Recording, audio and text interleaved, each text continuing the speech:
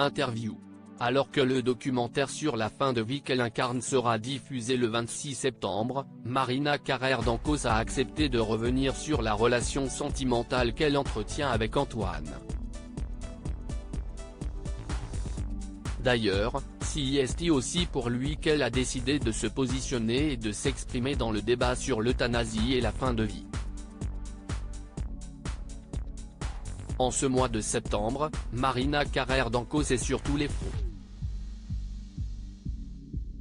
Professionnellement, elle présente le magazine de la santé et elle va incarner le documentaire Fin de vie, Pour que tu aies le choix, qui sera diffusé sur France 5 le mardi 26 septembre à 21h05. La journaliste médecin y apparaît avec son compagnon Antoine, qui est atteint de la maladie de Charcot. Elle a accepté de faire quelques confidences intimes à Télé Loisirs sur la maladie de son conjoint et sur leur relation. Marina Carrère d'Ancos se confie sur son couple. Antoine est quelqu'un de très touchant et séduisant. Télé Loisirs. Comment avez-vous rencontré Antoine, qui allait devenir votre compagnon? Marina Carrère d'Ancos. Il est venu me voir un jour pour me proposer qu'on fasse un documentaire. Atteint de la maladie de Charcot, il voulait faire changer la loi française car il refusait de devoir aller un jour en Belgique pour se faire euthanasier.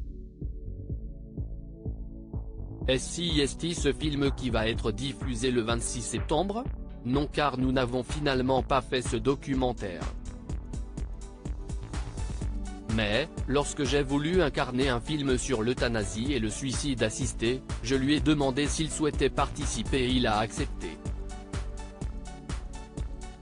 Qu'est ce qui vous a séduit chez Antoine? Sa personnalité, son énergie et sa force de vivre malgré la maladie. C'est aussi un mec très touchant et séduisant. Marina Carrère d'Ancos évoque le quotidien de son compagnon, atteint de la maladie de Charcot. On pense juste à être heureux, à profiter des amis malgré sa maladie. Réussissez-vous à avoir une vie sentimentale qui ressemble à celle de tout le monde? Nous nous voyons à peu près tous les 15 jours car il vit au Pays Basque, et moi à Paris où j'ai mon travail, donc je ne peux pas y aller tout le temps. Il faut aussi savoir que sa maladie le fatigue. Quand j'y vais, nous sommes contents de nous retrouver et nous parlons de la vie. Comment réussissez-vous à mettre la maladie à distance? Elle est évidemment là dans notre histoire. J'ai aussi suffisamment vu des proches partir à des âges pas du tout prévus pour savoir que la vie n'est pas linéaire et que des accidents arrivent. On ne va donc pas passer notre temps à penser qu'un jour la maladie sera plus forte que lui. Quand on est ensemble, on laisse la maladie de côté et on pense juste à être heureux, à profiter des amis, à essayer de mener une vie normale.